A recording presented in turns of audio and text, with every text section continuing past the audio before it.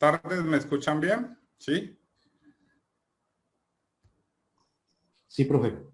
Sí, perfecto. Entonces, pues para mí es un gusto esta invitación, muy contento de estar aquí.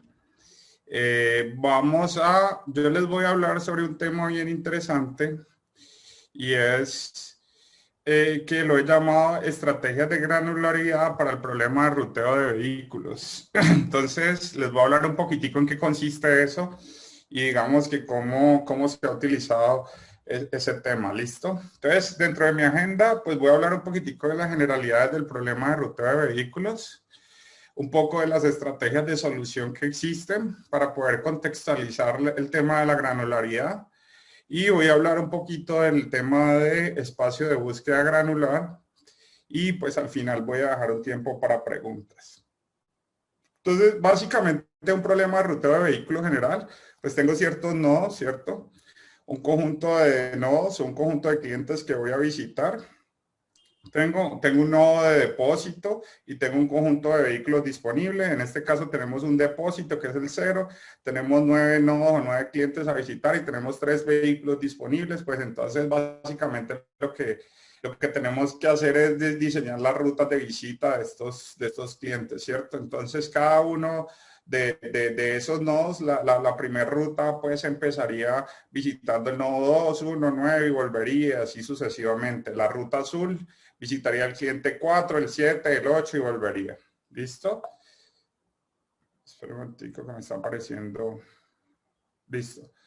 En un problema capacitado, pues básicamente es lo mismo diseñar las rutas teniendo en cuenta que hay que respetar o la restricción principal es la capacidad de los vehículos. Esa capacidad de los vehículos se puede mover tanto en volumen o tanto en toneladas, ¿sí? Pero adicional a estas restricciones, digamos que se pueden agregar otro tipo de restricciones como ventanas de tiempo de los clientes, ¿sí? Flota heterogénea, periodicidad de las rutas, rutas con recogida y entrega simultánea, etcétera, etcétera, etcétera.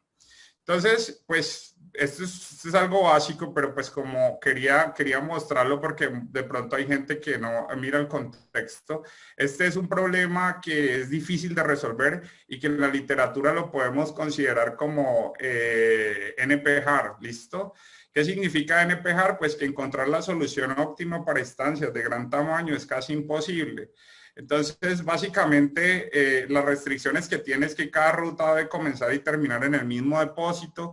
Cada cliente es visitado exclusivamente una vez por un solo vehículo y la suma de la demanda de los clientes pues no pueden exceder la capacidad de los vehículos. Entonces, si hablamos de un tema computacional, considerando N como el número de clientes, en ciertas instancias yo podría decir que estaríamos ubicados en un nivel de O a la 2 a la N, ¿cierto? Que es computacionalmente que si tengo 10 a la 3 clientes, pues ya esto sería casi infinito el tiempo computacional para resolver la respuesta óptima, ¿sí? Entonces, basado en eso y basado en la complejidad computacional que existe, pues hay que buscar estrategias para solucionar este problema de manera práctica, encontrando buenas soluciones en las aplicaciones. Pues porque encontrar las rutas óptimas, dependiendo del tamaño del problema, a problemas de gran escala en compañías, pues es casi imposible, ¿listo? Entonces, básicamente, algunas variantes que uno puede ver, como lo mencionaba, son el problema de ruteo de vehículos con ventanas de tiempo, ¿cierto? El problema de ruteo de vehículos con flota mixta, flota heterogénea, el ruteo de vehículos de problema abierto, que no necesariamente el camión tiene que regresar al depósito, el problema con múltiples depósitos, ¿sí? Y los problemas de ruteo periódico en los cuales tengo que visitar a los clientes ciertos días de la semana. En el BRP con Bajols, que esto es un problema bien interesante en el que tengo que hacer rutas de entrega y rutas de recogida y coordinación simultánea entre recogida y entrega. El Bajols le obliga a la ruta es que se debe desarrollar la recogida una vez que haya hecho la entrega final, ¿listo? Pick up and delivery, pues que básicamente son estos en los que hago recogida y simultánea inmediatamente. En el cliente puedo dejar producto y puedo recoger. Los ruteos dinámicos que están asociados, por ejemplo, a problemas problemas en los que el ruteo puede cambiar inmediatamente. Por ejemplo, un ruteo dinámico podría ser un ruteo de una pizzería o de una empresa a domicilios donde podría alterarse por la llamada de un pedido, ¿sí? Y problemas con demanda estocástica. Y finalmente, un problema que es bien interesante y es con demanda dividida, ¿sí? Esto se debe a que algunos clientes los camiones que tiene la compañía no tienen la suficiente capacidad para atender la demanda de los clientes y además hay que cumplir con unas ventanas de tiempo.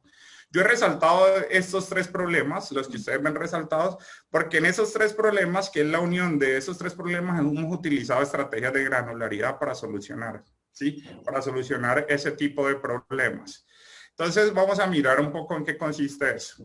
En tema de las estrategias de solución, pues existen algoritmos exactos, que es básicamente trabajar con modelación matemática y con optimización y tratar de resolver pues los problemas o las metodologías logrando las rutas óptimas. ¿Cuál es el problema de los algoritmos exactos? Que su tiempo de cómputo es excesivamente alto, ¿sí? Requiere un manejo de complejidad matemática alto. Y segundo, normalmente sirven para instancias pequeñas. Es decir, resuelven en problemas generales instancias muy pequeñas, sí, pero no resuelven los problemas de gran escala que tienen las compañías, y son los problemas de alta complejidad, ¿listo? Están los algoritmos heurísticos y metaheurísticos, sí, que están básicamente cuando tengo miles de clientes, cuando tengo empresas con muchos. Y básicamente están las mateheurísticas o mateheurísticas que combinan los dos. Combinan algoritmos exactos y algoritmos heurísticos y metaheurísticos. Entonces, ¿cuál es el desafío a nivel empresarial? Dado que es imposible encontrar las rutas óptimas, pues con una gran cantidad de clientes, encontrar la solución, una buena solución en un tiempo de cómputo reducido. Entonces, para poder encontrar ese tiempo de solución reducido, básicamente yo tengo que considerar, vamos a meternos en el algoritmos heurísticos y metaheurísticos. Entonces, pues permiten considerar todas las restricciones del mundo real. Estas metodologías generalmente obtienen soluciones factibles de alta calidad, o sea, son buenas soluciones, no son las mejores soluciones, y tiempo computacionales cortos, es decir, son rápidas para resolver. Entonces, digamos que esta es una herramienta muy útil a nivel empresarial. ¿Por qué? Pues porque le da a la empresa una posibilidad de que pueda entregarle una buena respuesta en un tiempo cómputo. ¿Listo? Dentro de estos algoritmos encontramos dos: constructivos y procedimientos en búsqueda local. Básicamente que es una heurística constructiva que yo la voy construyendo paso a paso en una secuencia hasta encontrar mi algoritmo definitivo. Y procedimientos de búsqueda local en donde construyo una solución inicial y a partir de esa solución inicial la voy mejorando. ¿Listo? Y dentro de las metaheurísticas encontramos los que son basados en población, que son algoritmos genéticos, colonias de hormigas, etcétera, y los que están basados en trayectoria, que son búsqueda tabú, vecindario variable y otras. Entonces, ¿por qué es importante hacer esta distinción? Porque la estrategia de búsqueda granular funciona bastante bien en estos algoritmos basados en trayectoria. ¿Cuál es la diferencia en la basados en población? Basados en población es que yo genero una gran cantidad de soluciones iniciales, de las rutas iniciales, y las voy combinando para irlas mejorando, ¿cierto? En los algoritmos basados en trayectoria yo parto de una solución inicial definida y la voy mejorando a lo largo del tiempo. Entonces, la búsqueda granular, que es de lo que trata esto, funciona bastante bien en estrategias con búsqueda local, algoritmos constructivos, sí, y en estrategias relacionadas con algoritmos metaheurísticos basados en trayectoria, sí. Y ahí les voy a mostrar al final una aplicación real que se hizo sobre esto. Entonces, pues voy a dejar unos conceptos claros para que ustedes me entiendan y lo que voy a explicar. Voy a hablar de un concepto en la búsqueda local. ¿Qué es la búsqueda local? Tratar de mejorar la solución actual, y se basa en una búsqueda de un vecindario. ¿Y qué es un vecindario? Un movimiento entre dos rutas. Mover clientes entre rutas, intercambiar un cliente con otro. Bueno, en esos movimientos básicamente se basan las estrategias de búsqueda local. Entonces, básicamente los vecindarios son movimientos para mejorar el tema de costo de la ruta o distancia de la ruta. Y hay hay varios vecindarios dependiendo del tipo del problema, pero hay tres que son muy, digamos que son muy conocidos, y el tema de inserción es que muevo a un cliente de una ruta a otra tratando de mejorar la distancia. Hago un swap, que es intercambiar dos clientes, muevo un cliente para acá y el otro cliente a otra ruta. Y el two-up es cuando cambio un arco, es como cambiar un par de clientes y moverlos entre rutas. ¿Listo? Básicamente, ¿qué hace uno? Perdón.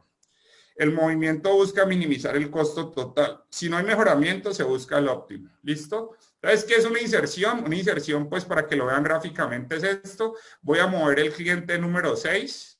Digamos que si estas son las rutas, voy a mover el cliente número 6, ¿cierto? Y lo voy a mover a la ruta. Entonces, observen que este 6 pertenecía a la ruta verde, ¿cierto? Y lo voy a mover en la ruta azul. Entonces, lo voy a sacar de esta ruta verde y lo voy a mover en la ruta azul, como ustedes lo acaban de ver. ¿Sí ven? Entonces me quedan las rutas desarrolladas ahí. ¿Listo? ¿Eso qué quiere decir? ¿Por qué hago ese movimiento? Tratando de minimizar los costos asociados a la distribución total. Entonces muevo este cliente que lo iba a atender un camión diferente y lo voy a poner en otra ruta tratando de minimizar la distancia recorrida. ¿Ok? Ahora bien, esto es un swap. Entonces voy a cambiar el cliente 2 con el cliente 7. Entonces observen. El cliente 2 pertenece a la ruta naranja y el cliente 7 pertenece a la ruta azul. Básicamente lo que hago es cambiarlo y voy a generar unas nuevas rutas. Estas rutas son más eficientes en términos, si uno le midiera el costo asociado a esta ruta, serían mucho más eficientes. Cambié el 2 y el 7, lo cambié de una ruta, ¿listo? Ahora bien, entonces, ¿para qué se hacen esos movimientos? Pues para tratar de mejorar la solución actual, pasar de una solución que no es tan buena en términos de distancia a mejorarla. Entonces, de ahí se deriva el tema de granularidad. Y es que en la vida real, o sea, cuando hago estas rutas de distribución, hay unos movimientos que no son promisorios. Es decir, no son buenas opciones. Entonces, estos movimientos como de inserción, swap y todos los que pueden haber en los movimientos para mejorar las rutas y mejorar el costo, deberían hacerse considerando un concepto que se llama la granularidad. ¿Y qué es la granularidad? Hacer el movimiento de manera inteligente. Y de manera inteligente es como lo voy a explicar. Básicamente, esta estrategia de granularidad que busca reducir considerablemente el tiempo de cálculo. Es decir, yo quiero bajar porque quiero obtener una respuesta lo más rápido posible. Básicamente no tengo que visitar todos los vecindarios y todas las soluciones posibles, sino que la voy a hacer de manera inteligente. Entonces, te voy a decir, de manera inteligente, ¿cómo es? Creando una cosa que se llama la lista de candidatos.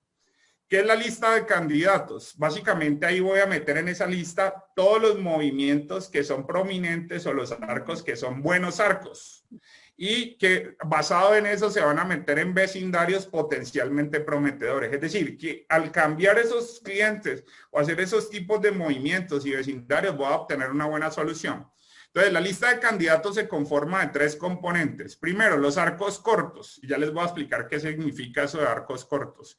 Arcos cortos, arcos incidentes a los depósitos. ¿Qué quiere decir? Los arcos que conectan a los clientes con los depósitos y los arcos que pertenecen a las mejores soluciones encontradas durante la búsqueda. Entonces, cuando yo estoy desarrollando un algoritmo y quiero diseñar mis rutas y trabajar mis rutas de distribución, básicamente esos arcos que pertenecen a mejores soluciones, pues básicamente los voy metiendo en esa lista de candidatos. Entonces, voy a meter los arcos que van apareciendo en las mejores soluciones, los arcos que conectan los clientes con los depósitos y los arcos cortos. Entonces, para determinar qué es un arco corto, se utiliza este concepto. ¿Qué es un arco corto? Un arco cuya distancia o tiempo es menor que este valor. ¿Cierto? Este valor. Y vamos a decir que este valor es un umbral. Entonces, ¿este valor de qué depende? Z' es bueno, beta, arranquemos por acá, es un llamado un factor de esparcificación. ¿Y qué es un factor de esparcificación? Un factor que me permite hacer movimientos entre más nodos, que me permite controlar el espacio donde voy a hacer esos movimientos para poder mejorar la solución. Entre mayor sea el beta, mayores movimientos voy a permitir de los nodos, de pasar clientes de un lado al otro. Entre más bajo sea el beta, controlo eso. Ese beta, pues experimentalmente uno lo puede ajustar durante el algoritmo. Z' es el valor del costo de la solución inicial. Entonces, acuérdense que yo había hablado de trayectoria. ¿Trayectoria qué hago? Construyo una solución inicial y la voy mejorando a lo largo del tiempo. ¿Listo? Entonces, ¿qué pasa con esa estrategia? Cuando yo construyo la solución inicial, yo tengo una función objetivo de costo, distancia, lo que sea, cualquier objetivo. Y ese valor de la función objetivo voy a meterlo aquí para determinar los arcos cortos. N es el número de clientes de la solución inicial y K' es el número de rotas de la solución inicial. Entonces, fíjate que cualquier arco que tenga menor distancia a ese valor va a ser un arco corto y va a ser parte de esa lista de candidatos. Entonces, va a conformarlo los arcos cortos, los arcos incidentes al depósito, los arcos que pertenecen a las mejores soluciones encontradas. Entonces, ¿qué puedo encontrar yo? Les voy a dar un ejemplo para que ustedes me lo vean gráficamente. Supongamos que voy a cambiar el cliente 6 con el cliente 2. Entonces, ustedes observan que están casi en extremos. Entonces, ¿qué significa? Esto no es un movimiento, no es un movimiento prominente. ¿Por qué no es un movimiento prominente? Imagínense que voy a meter este cliente 6, lo voy a meter en la ruta que está aquí, y este cliente 2 lo voy a meter en esta ruta está aquí. Entonces alguien podría decir, ese es un movimiento no lógico.